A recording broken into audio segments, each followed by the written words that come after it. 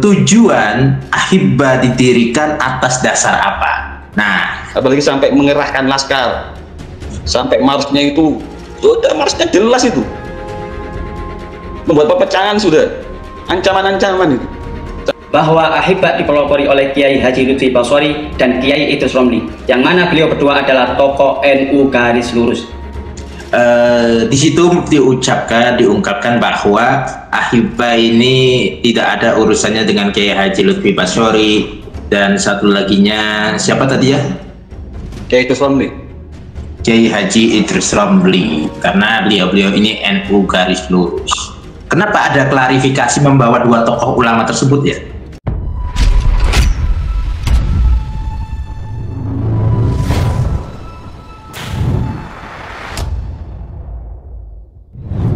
Bismillahirrahmanirrahim. Assalamualaikum warahmatullahi wabarakatuh. Alhamdulillah wassalatu wassalamu ala sayyidina Rasulillah Sayyidina Muhammad dan ibn Abdullah wa ala alihi wa ashabihi ajmain wa la hawla wa la quwwata illa billahil aliyyil azim. Kesempatan ini saya dengan salah satu pengurus Ahibba, yang dimana Ahibba baru terbentuk, baru lahir dan membuat geger publik medsos maupun publik dunia asli nih geger semua. Ini Ahibba ini siapa sih pembuatnya, siapa sih yang menyarankan untuk membuatnya, terus kok logonya mirip, terus tujuannya kok apa gitu. Banyak yang bertanya-tanya terkait masalah Ahibba. Nah, makanya saya bingung juga ini kok logonya mirip PWI gitu, terus tujuan Ahibba itu apa gitu. Alhamdulillah kesempatan ini saya langsung ngobrol dengan salah satu anggota pengurus Ahibba. Dengan siapa ini namanya? Eko Zamroni. Gus Eko Zamroni ya. Gus Eko Zamroni. Ini ngomong-ngomong nih sebagai apa ini kalau di Ahibba? Sekretaris. Sebagai sekretaris. Oh, kalau udah sebagai sekretaris, artinya kalau di tim medsos itu sekretaris adalah orang yang barisan terdepan gitu, alias jubir, juru bicara ya. Kalau Ahibba ini pastinya ada jubirnya, di PWI juga ada jubirnya, dimanapun sebagai organisasi pasti ada jubirnya, dan di sini bersama Gus Eko selaku jubir, juru bicara daripada Ahibba.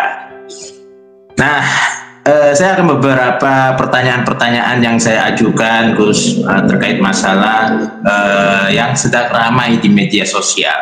Di lain sisi lagi ramai ini di Pati ya dengan berita-beritanya, tapi di lain sisi di medsos juga banyak yang geger-gegeran terkait masalah Ahibba. Bahkan di beberapa profil-profil di WhatsApp, di Facebook, di berbagai medsos itu Ahibba itu fotonya terpampang gitu loh, logonya. Makanya bertanya-tanya ini kok Ahibba kok mirip-mirip PWI gitu. Nah, langsung ya kita akan tanya-tanya terkait masalah Ahibba. Ada beberapa pertanyaan yang saya ajukan dan mohon Gus untuk bisa menjawab secara detail, dan mudah-mudahan ini sebagai informasi saja bahwasanya Ahibba ternyata memang ada, dan Ahibba ini akan menjadi organisasi yang berguna, bermanfaat ya. Ngomong-ngomong nih, tujuan Ahibba didirikan atas dasar apa? Nah, tujuan Ahibba didirikan atas dasar apa? Silahkan untuk bisa memperkenalkan dulu Gus namanya agar masyarakat juga tahu, terus sebagai apa, dan silahkan bisa dijawab pertanyaannya. Assalamualaikum warahmatullahi wabarakatuh. Waalaikumsalam. Bismillah, alhamdulillah, salatu wassalamu ala rasulillah Sayyidina Muhammad Abdullah sallallahu alaihi wa ala wa la quwwata illa billah. Alhamdulillah khair. Nah, jadi sampaikan diri, saya bernama Eko Zamroni. Di sini sebagai punya Ahibba. Langsung saja untuk menyingkat waktu, jadi tentang berdirinya Ahibba.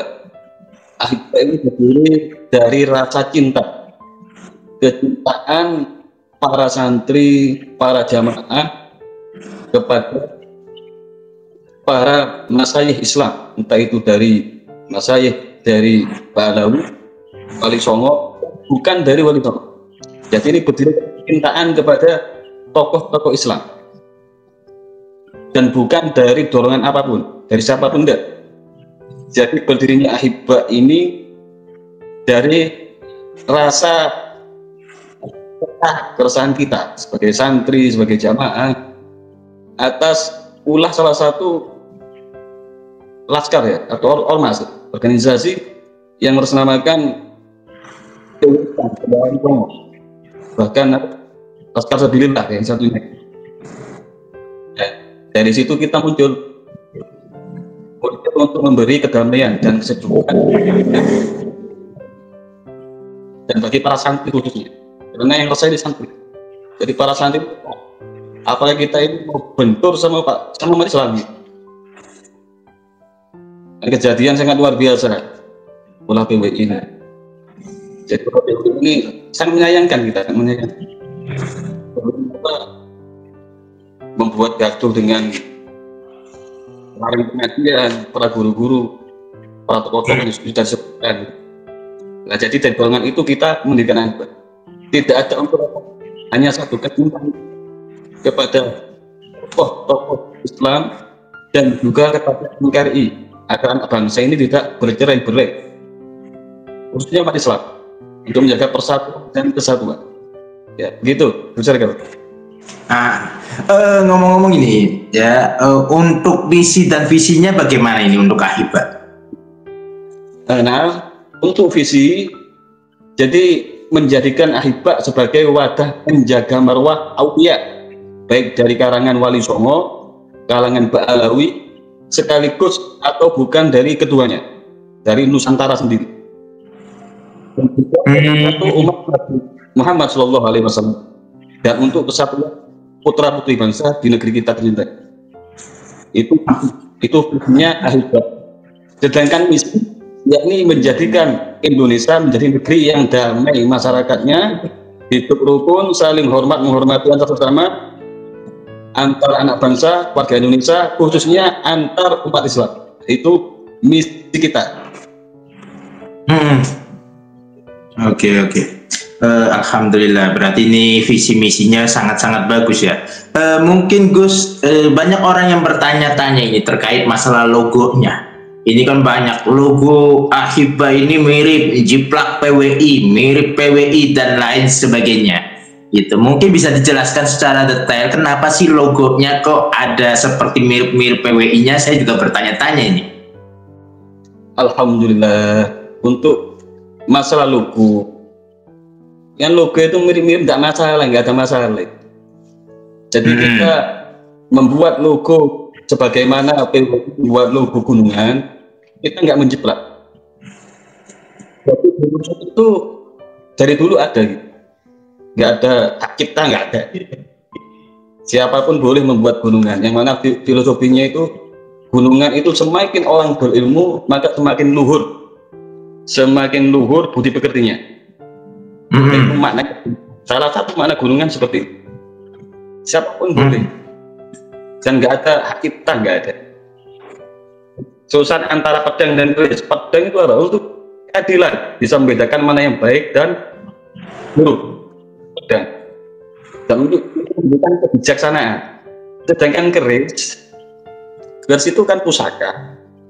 Lah ini filosofinya keris itu adalah tentang seorang hambaannya, keris tentang keluhuran juga. Jadi akan punya budi pekerti yang sikap tawadu, sikap rendah hati. Lah itu mana pusaka seperti itu. Jadi masalah hati. Kan di sana digambarkan itu kan keris songo. Keris songo itu filosofinya banyak. Di antaranya lubang 9, lubang telinga, lubang mata, hidung. Itu yang mana semua lubang itu untuk menuju kepada Allah Ta'ala, kepada Tuhan. Itu maknanya keris. Jadi kita nggak niru PWI enggak. Ya, dan niru sama sekali. Sedangkan bintang itu bermakna makna yang kita pahamkan di sana, yang kita tekankan itu kita aswaja. Kita aswaja. Jadi yang lambang pertama itu bintang yang besar itu Rasulullah. Yang 4 itu yakni Khulafaur Rasyidin. Yang 4 lagi Abu Bakar. Bisa jadikan seperti itu. Bisa jadikan lambang Wali Songo. Intinya kita beraktivitas wajah gitu. memberikan rahmat di Nusantara ini khususnya, dan moga-moga bisa di luar Nusantara. Ya. Oke. Gini, di PWI itu ada laskarnya, begitu. Perjuangan Wali Songo Indonesia Laskar Stabilillah.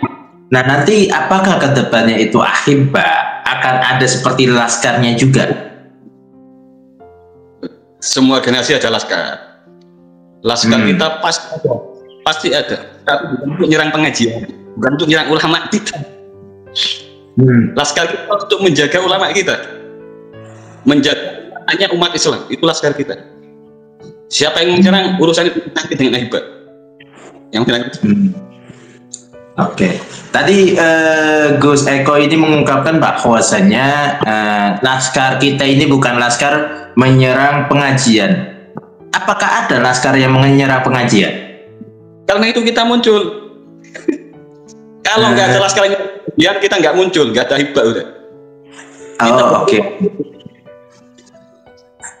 Berarti maksud dari Gus Eko itu adalah bahwasanya laskar yang menyerang pengajian itu adanya PWI menyerang pengajian, maka lahirlah Ahibba, seperti itu. Sohe. Oke. Saya masuk akal untuk hal ini, masuk akal. Ngomong-ngomong nih Ustaz, Ahibba itu terbentuk udah lama apa baru-baru ini ya? Masih baru. Baru. Umur 3. Berapa? Umur 3 hari masih. Ahibba masih umur 3 hari, artinya Ahibba masih banyak tahap yang belum selesai untuk benar-benar memperkenalkan ini organisasi ya. Betul.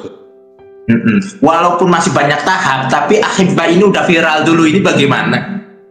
Masya Allah, itu kehendak Allah, bukan kehendak Allah yang mengangkat nama itu. Oke. Ini kan Ahibba ini terbentuk di Kota Malang, betul ya? Betul. Di Kota Malang terbentuk. Apakah nantinya akan ada pembentukan di daerah-daerah lain terkait masalah seperti yang terjadi terbentuknya di Malang gitu? Yang kita harapkan seperti itu. Jadi kita bersatu, umat Islam bersatu bersama Ahibba agar tercipta kerukunan. Jadi umat Islam ngaji lagi, bukan untuk berperang sama umat Islam. Rukun, enak, hormat ulama, guru-guru kita enak ngajar, nggak diganggu sama orang, enak sudah ngaji lagi kita. Insya Allah akan kita enak, udah pikir enak. Kalau kita terus gini-ginian, kapan gitu? Apaan ini? Nah, demikian kita harapkan, mari semuanya yang mau gabung sama Ahibba, insya Allah kita akan selamat dunia akhirat. Oke, saya ada satu video yang ingin saya tontonkan kepada Gus Eko. Maksud daripada video ini itu bagaimana? Saya belum begitu memahami. Saya setelkan videonya. Assalamualaikum warahmatullahi wabarakatuh. Alhamdulillah wassalatu wassalam ala Rasulillah Sayyidina Muhammad ibn Abdillah wa ala alihi wa sahbihi wa mawala. Wala hawla wala quwata illa billahil aliyyil azim. Malang, Rabu 13 Agustus 2025.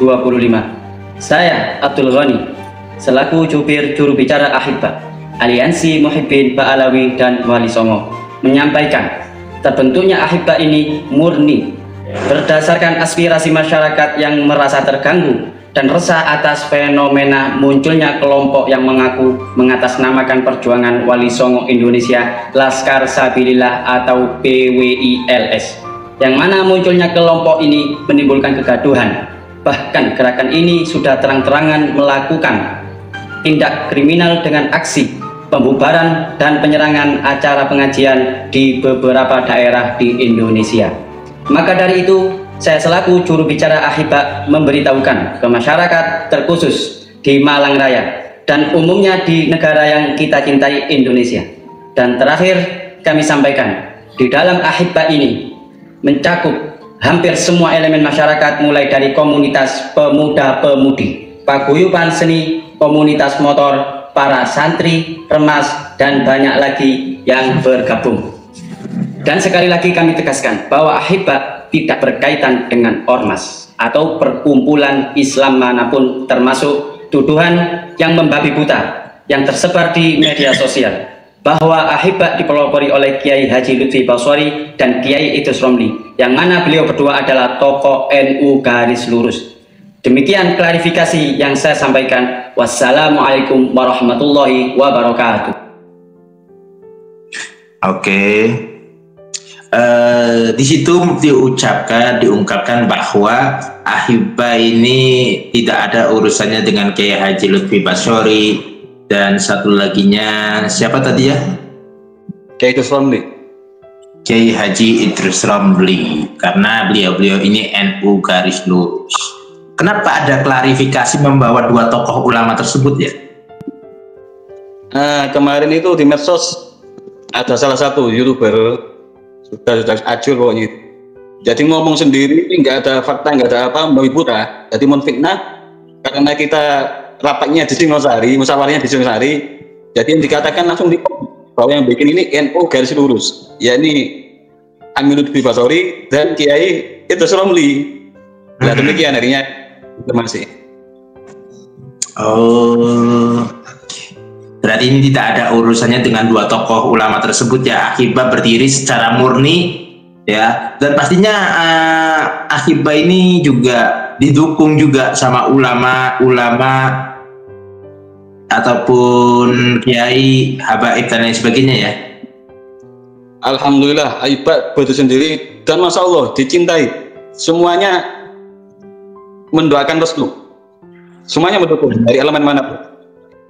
Dari para guru, para masaye, hatta habaib, hatta ulama dari Wali Songo, yang itu Wali Songo, dan di luar Wali Songo, dan juga para santri, para remaja, pemuda. Bahkan kita banyak komunitas, bukan dari kalangan santri aja. Ada dari budayawan, ada dari motor. Alhamdulillah semuanya menyambut dengan baik, mendukung kita. Insya Allah mereka bergabung semua. Sudah menyatakan, dan kita ditunggu kapan ini mulai, kapan. Banyak yang menunggu. Dan pastinya kalau saya lihat ini Ahibah akan menjadi contoh bagi organisasi-organisasi lain, bahwasanya inilah Ahibah lahir untuk mengajak masyarakat bersatu dan jangan mau terpecah belah karena adanya PWI, pengajian diserang. Akhirnya para habaib ataupun ulama yang muhibbin merasa was-was.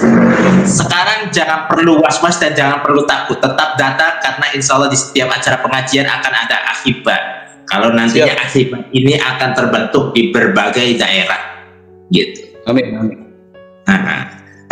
Langkah selanjutnya Ahibah, apakah nanti ke depan akan mengurus daripada Kemenkumham terkait organisasi resmi, atau memang lagi diproses ini? Untuk sekarang masih proses. Dan insya Allah ke depan artinya akan terdaftar resmi ya sebagai organisasi yang diakui oleh negara. Masya Allah, dan terus berjuang ya untuk Ahibah. Mungkin ada pesan-pesan terakhir sebelum video ini ditutup dari pengurus Ahibah ini? Nah, selama ini kita melihat para tokoh-tokoh PWR, bukan hanya Laskar, tapi tokoh-tokohnya, ketika menyampaikan tausiah kepada jamaahnya, itu menebar fitnah. Intinya itu membuat perpecahan sesama umat Islam.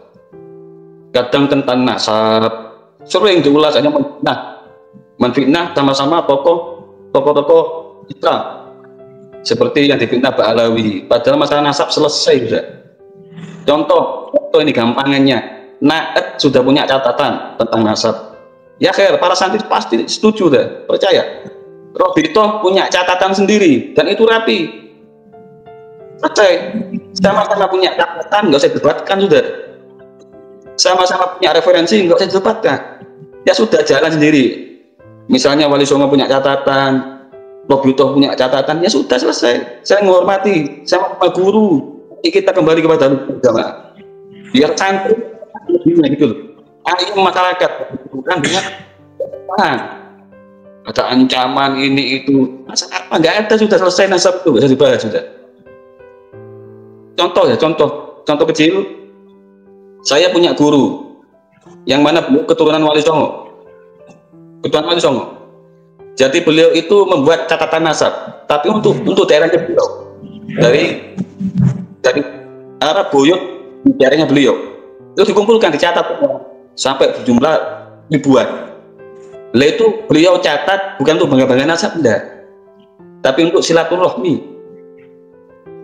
Ada lagi staffnya juga gitu, keluarga lain sama, dia kadang-kadang jalurnya nggak sama, tapi mereka akur, saling ngaji, saling tawadhu, saling menghormati, sama. Intinya tujuan apa ini sudah? Contoh lagi tentang karomah yang dibahas, kadang-kadang karomah terus menfitnah ini itu. Karomah sudah selesai, ada ilmunya sudah, ada ilmunya, nggak usah menfitnah, sudah hentikan fitnah itu. Mari kita membuat kesejukan di umat ini, membuat kesejukan. Dakwah apa yang membuat pecah belah umat Islam? Dakwah apa? Apalagi sampai mengerahkan laskar, sampai marsnya itu sudah, marsnya jelas itu, membuat perpecahan sudah, ancaman-ancaman itu, sampai ada beberapa pengajian dengan bawa senjata, pentungan apa. Itu umat Islam, hanya Rasulullah itu. Terus kiainya, mubaliknya itu juga punya murid, punya pecinta.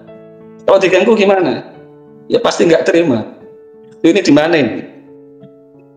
Kan membuat perpecahan. Nah ini pesan dari ahibba. Mari kita ciptakan kedamaian bersama umat kesejukan. Jadi buang semua ini apa? Gonjang ganjing ini. Kata orang Jawa gonjang ganjing, bumi gonjang gonjing. Ini goro-goro. Mari kita hentikan udah. Kembali kepada fitrah kita umat Islam. Kembali kepada fitrah kita. Kembali kepada kita Ahlussunnah wal Jamaah. Selesai udah. Nah, mudah-mudahan bermanfaat. Oke, Masya Allah. Ini sebagai informasi ya. Terakhir, sebelum saya tutup, Gus, ada satu pertanyaan yang membuat saya ini ingin mengungkapkan, yaitu Akhiba ini apakah nanti ke depannya akan menjadi ibarat apa ya, pesaing daripada PWI, atau nanti kedepannya akan merangkul PWI ini? Kita bukan pesaing, kita tujuan satu untuk umatnya Rasulullah. Oke. Untuk umatnya alamin. Okay. Kalau PWI misalnya PWI berhenti dari menfitnah atau apa, merusak pengajian dan mau bersama kami, kita akan gandeng sama PWI. Untuk NKRI, untuk agama, untuk umat, semuanya kita akan gandeng tangan dengan PWI. Maaf Gus, apakah Anda yakin bahwasanya PWI akan mau dirangkul? Ya Allah a'lam, tapi nanti kita akan mediasi. Oke Gus, terima kasih Gus atas waktunya, ini kurang lebih udah 25 menit. Pastinya ini sebagai informasi yang bermanfaat sekali ya untuk masyarakat yang bertanya-tanya terkait masalah akhibah gitu. Logo udah dijelaskan, beberapa pertanyaan juga udah dijelaskan, dan langkah-langkahnya pun udah dijelaskan, dan insya Allah nanti akan ada pertanyaan-pertanyaan lanjut lah terkait akhibah ini. Gus, terima kasih ya Gus atas waktunya ya. Sama-sama. Masya Allah, mudah-mudahan ini sebagai informasi ya untuk masyarakat. Silahkan bisa ditonton dan di-share sebanyak-banyaknya. Akhibah datang, akhibah lahir, itu untuk masyarakat dan untuk saling menghormati, mencintai, menghargai, ya, dan untuk menebar benih-benih cinta dakwah baginda Nabi Muhammad Sallallahu Alaihi Wasallam. Mungkin ini saja, kurang lebihnya mohon maaf. Terima kasih. Wassalamualaikum warahmatullahi wabarakatuh.